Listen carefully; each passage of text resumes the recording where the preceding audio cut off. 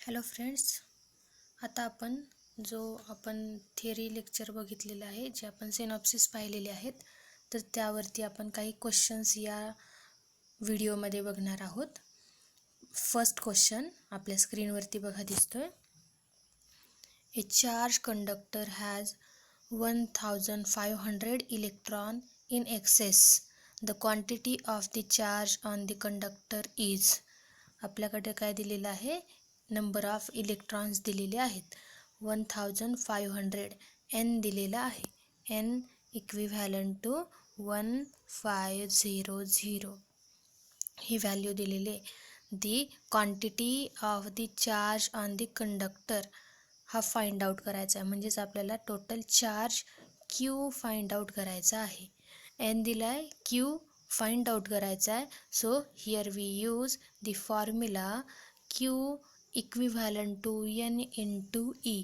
हा फॉर्म्युला आपण इथं यूज करू शकतो. Where the value of E is the charge on electron. E is equivalent to 1.6 into 10 raised to minus 19 coulomb. So here we have this formula Q equivalent to n into E. We substitute the values in this formula. N is 1500 into 1.6 into 10 raised to minus 19 अशा आपल्याला values आहेत. Now we calculate this two terms. इथं काय 1500 means 1.5 into 10 raise to +3 होऊ शकतं. 10 raise to +3 आणि 10 raise to -19 शिल्लक राहणार तुम्हाला 10 रेस टू -16. म्हणजे आपल्याला मल्टिप्लिकेशन करायचं आहे 1.6 इंटू 1.5 आणि राहणार इंटू 10 रेस टू -16. आता आपण ऑप्शन जर पाहिले, ए ऑप्शन आहे 2.4 इंटू 10 रेस टू -16 कुलोम.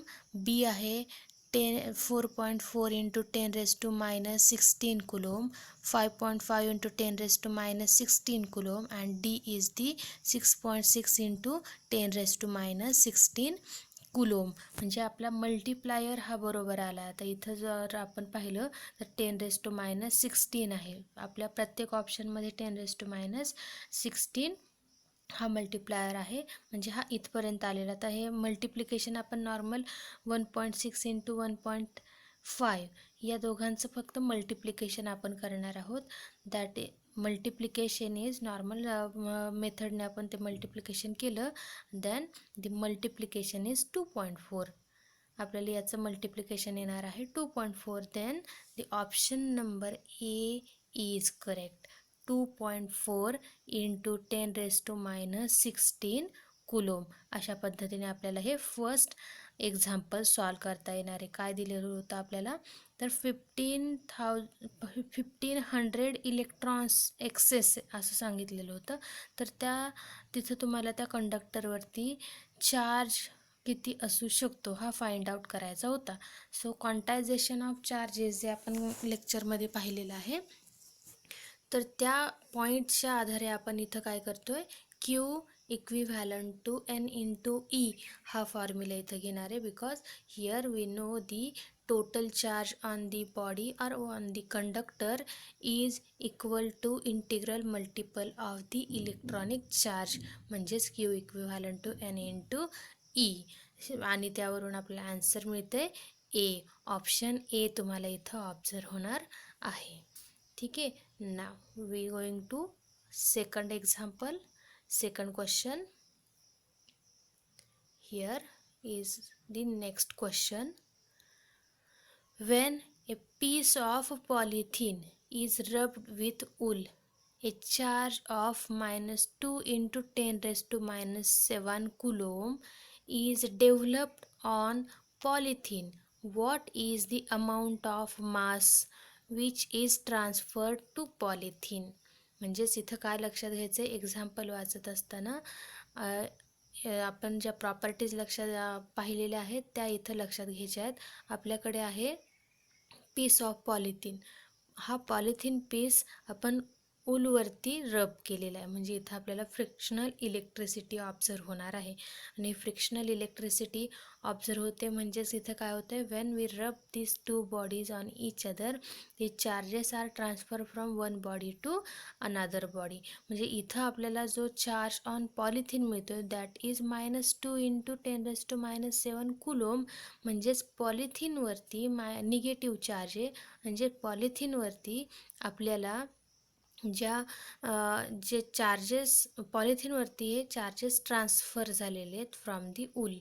अशा पद्धतीने आपण इथं ऑब्झर्व करणार आहे. तर मग जे काही टोटल मास तुम्हाला ऑब्झर्व होणार आहे ते टोटल मास इथं फाइंड आउट करायचं आहे. What is the amount of mass which is transferred to polythene. पॉलिथिनला टोटल किती मास ट्रान्सफर झाले, म्हणजेच जे काही टोटल चार्जेस जे ट्रान्सफर झाले असतील त्या टोटल चार्जेसचं मास जे असेल ते पॉलिथिनवरती ट्रान्सफर झालेलं असणार आहे. म्हणजेच इथं आपल्याला थोडक्यात ते total mass of the charges which are transfer on the polythene हे फाइंड आउट करायचं आहे. जे काही पॉलिथिनवरती जे टोटल चार्जेस ट्रान्सफर झालेत त्यांचं जे मास असणार आहे ते आपल्याला टोटल मास इथं फाइंड आउट करायचं आहे. And that is the amount of mass which is transfer to polythene. आणि इथं त्यासाठी आपल्याला फॉर्म्युला यूज करायचा आहे. That formula is as such, Q equivalent to N into E. Normally आपल्याला माहिती आहे, if we have the charge and number of electrons or we have the only number of electron, then we calculate the total charge on the body. हे आपण observe केलेलं आहे by using the quantization property. Now here इथं आपल्याला total number of charges माहिती नाही, पण जे काही चार्जेस ट्रान्सफर झालेत पॉलिथिनवरती तर तो टोटल चार्ज किती आहे Q हे आपल्याला दिलेली आहे. Q इक्विव्हॅलंट टू -2 × 10⁻⁷ हे दिलेलं आहे. That is the Q. हा तुमचा असणार आहे Q. ठीक आहे. मग यावरून आपल्याला total number of electrons find out करता येईल. कसं, तर हा आपला Q equivalent to N × E आहे. So N equivalent to Q upon E होणार. Here we know the value of E. E is 1.6 × 10⁻⁹ coulomb. E ची व्हॅल्यू काय असणार आहे 1.6 × 10⁻⁹ कुलोम ही E ची व्हॅल्यू असणार आहे. ठीक आहे. मग इथं तुम्हाला नंबर ऑफ इलेक्ट्रॉन्स ऑब्झर्व होतील. And then when we observe the total number of electrons transfer to the polythene, then we calculate the mass of the total electrons. त्यावेळेस आपल्याला टोटल मास आपल्याला इलेक्ट्रॉन्सचं फाइंड आउट करता येणार आहे. बघा आपण इथं ते कॅल्क्युलेट करणार आहोत.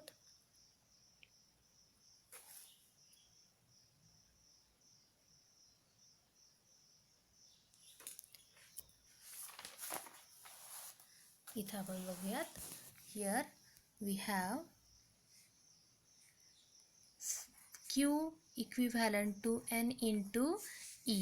So N equal to Q upon E.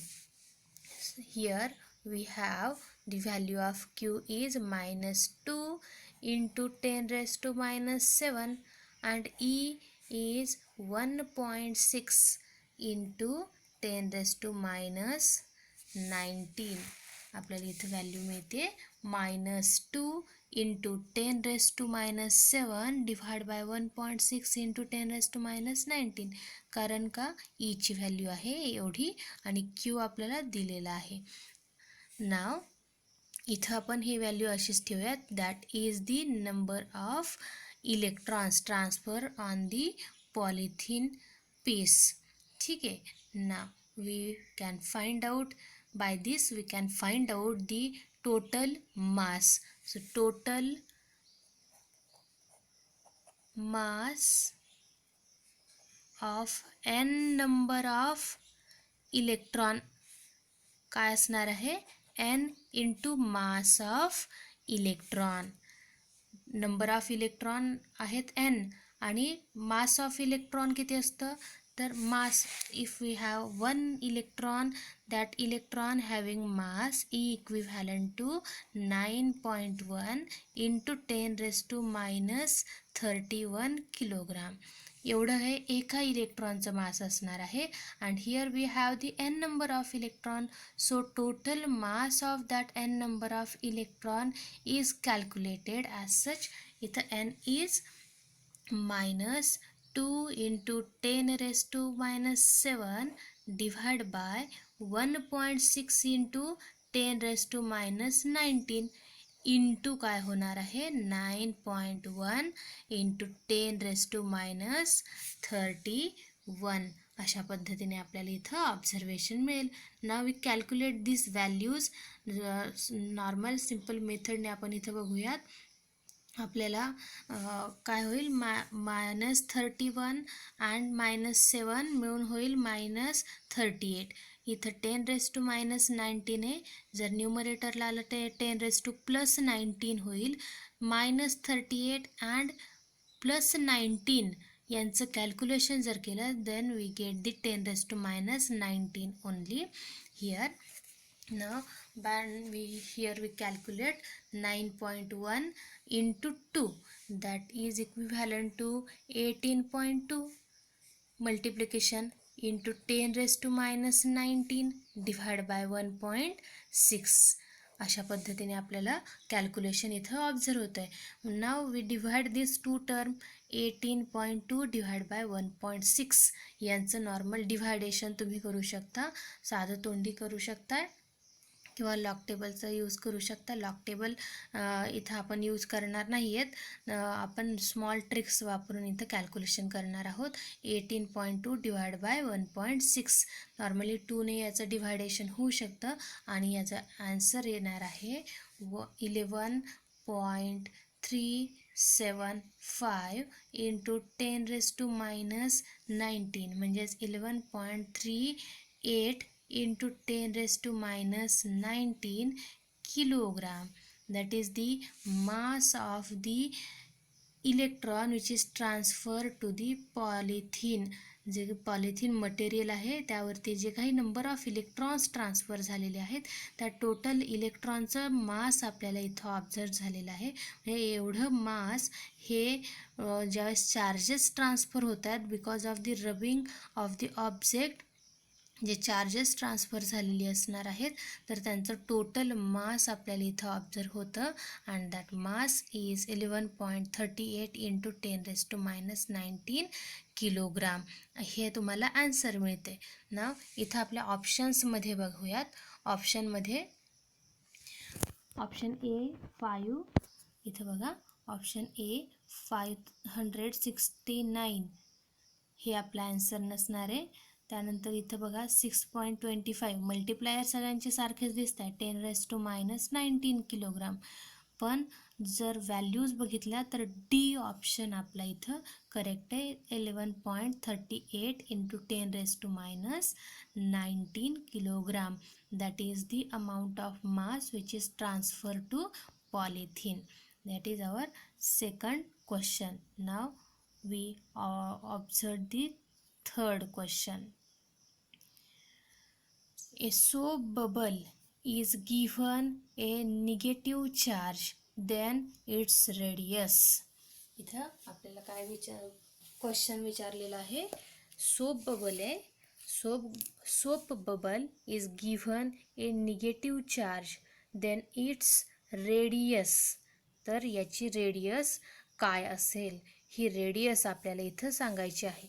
बघा here we know that when negative charges are transferred to the body, to the one body, then the charges are increases. Negative charge electron transfer होत आहेत म्हणजे तिथं number of charges increase होत आहेत त्यामुळे मास त्या बॉडीचं इन्क्रीज होणार आहे. जर पॉझिटिव्ह चार्जेस आपण ऑब्झर्व करतोय positive charges means the absence of electron म्हणजे त्या बॉडीचं मास कमी होतं आहे कारण ती बॉडी इलेक्ट्रॉन हे ट्रान्सफर करत आहे, त्यामुळे तिथं इलेक्ट्रॉनचा ॲब्सेन्स प्रोड्यूस होत आहे आणि तिथं मास कमी होणार आहे. पण ज्या बॉडीवरती इलेक्ट्रॉन ट्रान्सफर होत आहेत, म्हणजेच निगेटिव्ह चार्ज ट्रान्सफर होत आहेत, तर तिथं मास इन्क्रीज होणार आहे.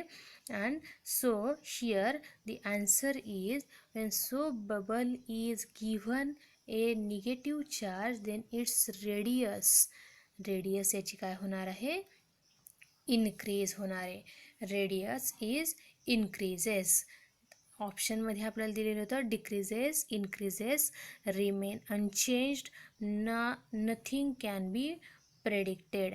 इथं आपल्याला प्रॉपर्टी यूज करायची आणि by using that property we observe the radius is increases. Radius ही आपल्याला इनक्रीज झालेली ऑब्झर्व होणार आहे. Now we going to another example. 5th number, the magnitude of electrostatic unit of charge in SI system is. इथं आता आपल्याला काही calculation करायचं नाही. इलेक्ट्रोस्टॅटिक युनिट ऑफ चार्ज असं विचारलेलं आहे, म्हणजे चार्जचं जे काही टोटल मॅग्निट्यूड आहे, चार्जवरती असणारं मॅग्निट्यूड हे किती असू शकतं in a SI system. And that we know that is 1.6 into 10⁻⁻19 coulomb. इथं magnitude of electrostatic unit of charge in SI system is 1.6 into 10⁻⁻19 coulomb असणार आहे. आता पुढे जाऊयात. Next question. The ampere second is unit of. ampere second हे कशाचं unit असणार आहे बघा. हिअर ampere second आपल्याला नॉर्मली माहिती आहे चार्ज कशाचा असेल, we know the charge Q. किंवा आपण इथं जर पाहिलं I equivalent to I equivalent to Q upon T. म्हणजेच Q इक्विव्हॅलंट टू काय असणार आहे, Q इक्विव्हॅलंट टू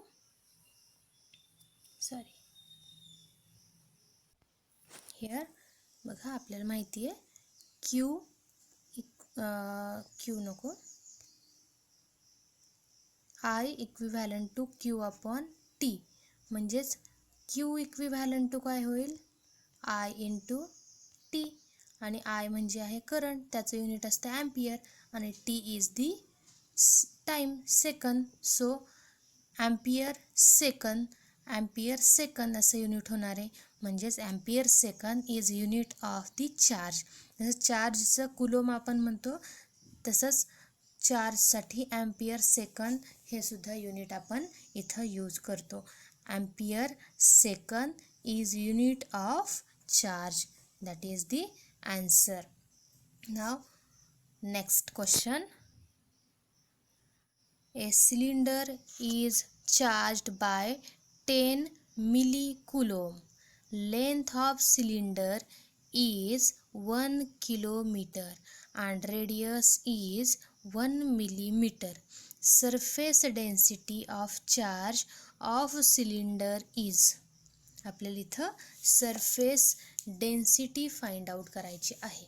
बघा सरफेस डेन्सिटी म्हणजे काय असणार आहे, charge per unit area. Surface density means charge per unit area असणार आहे. आणि इथं आपल्याला गिव्हन व्हॅल्यूज काय आहेत बघा. चार्ज ऑन सिलेंडर दिलेला आहे, that is the Q. Length of cylinder दिली इज 1 किलोमीटर आणि रेडियस इज 1 मिलीमीटर. म्हणजे डायरेक्ट एरिया नाही दिलेला, त्या सिलेंडरचा सरफेस एरिया दिलेला नाही आहे. तर त्यामुळं आपण तो एरियाचा फॉर्म्युला इथे यूज करणार, that is 2πr into L. हा फॉर्म्युला इथं आपण यूज करणार आणि याच्यावरून आपल्याला व्हॅल्यू फाइंड आउट होणार आहे. काय होते बघूयात आपण.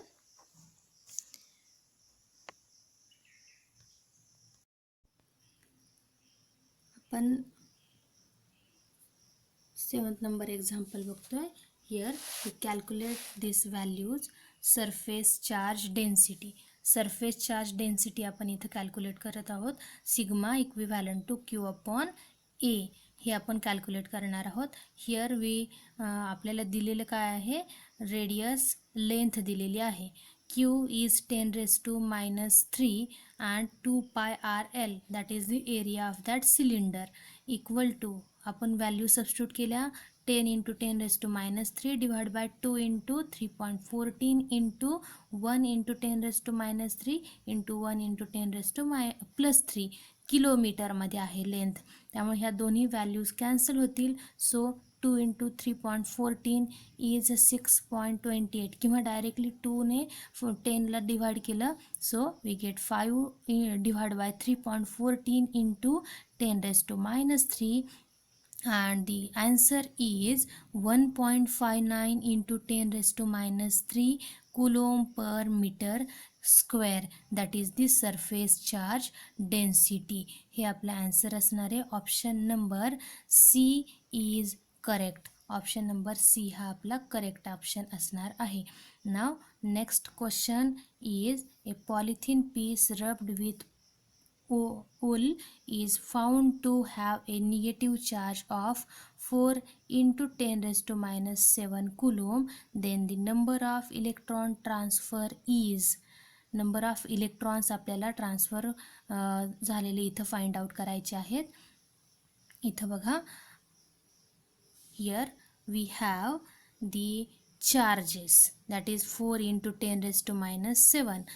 Formula used is Q equivalent to N into E. हा फॉर्म्युला इथे यूज करणार आहेत. But here we will find out the number of charges. त्यामुळे N equivalent to Q upon E is equivalent to 4 into 10 raised to minus 7 divide by 1.6 into 10 raised to minus 19.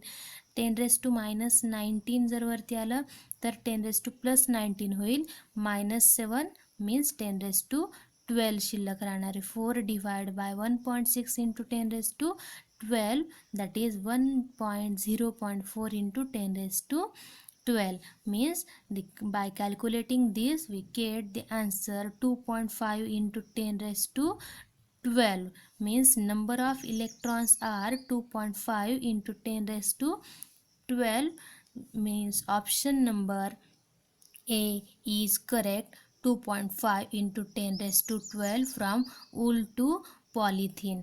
हे answer आपलं correct असणार आहे. Now next question is, a soap bubble is given a negative charge, then its radius is. Negative charge देतोय म्हणजेच according to our property the radius of the soap bubble is increases. Now question number 10, a wire of length 5 meter carries a charge 6.25 millicoulomb. The charge density of charged wire is.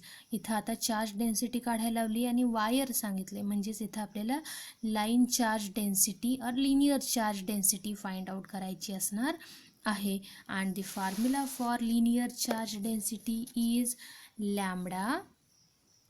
Lambda equivalent to charge per unit length असणार आहे. Means charge आपल्याला दिलेला आहे 6.25 into 10 raised to minus 3 millicoulomb म्हटलेलं आहे ना. 10 raised to minus 3 divide by 5 metre. Length is 5 metre. तर 10 raised to minus 3 हा असाच राहणार आहे. ठीक आहे. आपल्याकडे जे ऑप्शन्स आहेत त्याच्यामध्ये प्रत्येक ऑप्शनमध्ये 10 raised to minus 3 हा मल्टिप्लायर आहे, म्हणजे आपल्याला पुढचं कॅल्क्युलेशन करावं लागेल. 6.25 डिवाइड बाय 5 हे आन्सर आपल्याला इथं आपल्याला हे कॅल्क्युलेशन करायचं असणार आहे. आणि 5ने जर 6.25ला आपण डिवाइड केलं then we calculate this easily and the answer is, काय आन्सर असणार आहे, 5ने 6.25ला डिवाइड केलं then answer is 1.25 into 10 raised to minus 3 coulomb per meter square. That is our answer. That D option is correct. Now next question is if an isolated metallic conductor is positively charged, then its mass will. तर इथं आपल्याकडे isolated metallic conductor आहे आणि तो positively charge आहे. And we know that when we observe the body is positively charge म्हणजे तिथं electron absent असणार आहे, म्हणजे तिथं मास हे काय होणार आहे, डिक्रीज होणार आहे. Mass is decreases. Here the isolated metallic conductor is positively charged, then its mass will decrease. Option B correct असणार आहे. Next question is which of the following phenomenon follows law of conservation of charges? Law of conservation of charges यापैकी कोणता phenomenon उभे करतो हे विचारलेलं आहे. First phenomenon is electrification by friction. Next is electrification by induction, nuclear reaction and D is all of this. म्हणजेच इथं आपल्याला आपण हे दोन्ही ऑप्शन्स ऑप्शन्स बघितलेले होते. फ्रिक्शन थ्रू जरी बॉडी इलेक्ट्रिफाय होत असेल किंवा इंडक्शन थ्रू बॉडी इलेक्ट्रिफाय होत असेल तरीही आपल्याला चार्जेस हे कॉन्झर्व राहत आहेत. न्यूक्लिअर रिॲक्शनमध्ये सुद्धा बघा, ज्यावेळेस न्यूक्लिअर रिॲक्शन होणार आहे the charges are remain conserve. So all three phenomenon obeys the law of conservation of charges. So correct option is D. Correct option जो असणार आहे that correct option is D, all of this. हे correct option असेल आपलं. Now next question is the dimension of volume charge density is. Volume charge density म्हणजे असणार आहे rho equivalent to charge per unit volume. चार्जचं unit आहे coulomb, ठीक आहे, किंवा त्याला आपण म्हणतो ए इंटू टी. चार्जचं डायमेन्शन असणार आहे ए टी आणि व्हॉल्यूम म्हणजे काय तर मीटर क्यूबमध्ये त्याचं युनिट असतं, म्हणजेच L⁻³ हे तुम्हाला इथं डायमेन्शन मिळेल व्हॉल्यूमचं. म्हणजेच आता इथं total dimension of volume charge density मिळणार आहे A⁻1 T⁻1 and L⁻⁻3. that is dimensional equation for the volume charge density. means option number D is correct. Option number D हा करेक्ट असणार आहे. ATL⁻³ that is correct option. now next is if body carries 1 coulomb of charge, the number of electrons are. Body 1 coulomb charge carry करते तर number of electrons इथं find out करायचे. Similarly आपण equation use करणार आहोत N equivalent to Q upon E. हा आपण formula इथे यूज करणार आहेत. क्यू इज 1 म्हणजेच इथं काय होईल 1/1.6 इंटू 10⁻⁻19. ठीक आहे, 10⁻⁻19 वरती आलं तर 10⁻+19 होईल. आणि ऑप्शनपैकी 10⁻+19 कुठं आहे का तर आहे, पण इथं बघा काय 1/1.6 आहे. जर आपण याचं डिवायडेशन केलं किंवा 1.6चा रेसिप्रोकल जर घेतला तर तो तुम्हाला मिळेल 0.625. त्याचा रेसिप्रोकल काय मिळतो 0.625 इंटू 10⁻19 असं तुम्हाला ॲन्सर मिळेल. पण इथं 0.625 कुठंच नाही आहे बट 6.25 आहे. म्हणजेच आपण पॉईंट एक शिफ्ट केला तर इथं पॉवर होईल 18. म्हणजेच ऑप्शन नंबर डी करेक्ट असणार आहे. 6.25 into 10⁻18 is correct option. D option is correct. Next question is when a body is charged by induction, the body काय होणार आहे बघा. Option A becomes neutral, does not lose any charge, C lose whole of the charges on it and D lose part of the charge on it. पण previously ज्यावेळेस methods of electrification बघत होतो तिथं आपण इंडक्शन ही method बघितलेली. आणि इंडक्शनमध्ये काय होतं तर चार्जेस हे बॉडीमधून ट्रान्सफर होत नाही आहेत, तर एकच बॉडी आपली चार्ज झालेली दिसणार आहे. Charges are induced in that body. म्हणजेच इथं काय होणार आहे, does not lose any charge. जर इंडक्शन थ्रू चार्जिंग होत आहे बॉडीचं, then that body does not lose any charge. Means option B is correct. Option B तुमचा करेक्ट असणार आहे. ना next question is, when one positive charge is bring towards another positive charge. काय होऊ शकतं, एक पॉझिटिव्ह चार्ज दुसऱ्या positive चार्जजवळ तुम्ही आणला, then option A both attract each other, both repel each other, C no reaction between the charges, move randomly. ठीक आहे, तर आपल्याला माहिती आहे like charges repel, unlike charges attract. So option number B is correct. Both repel each other. Now next question is, if a glass rod is rubbed with silk, silk acquires negative charge because. Silk acquire negative charge कशामुळे? Option A protons are added to it, protons are removed from it, electrons are added to it, and D is electrons are removed from it.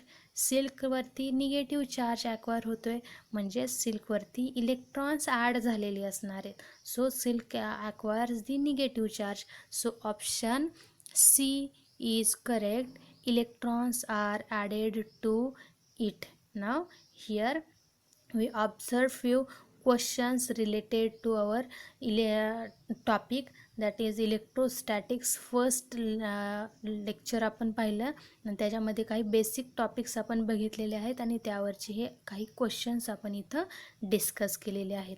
Okay student, thank you.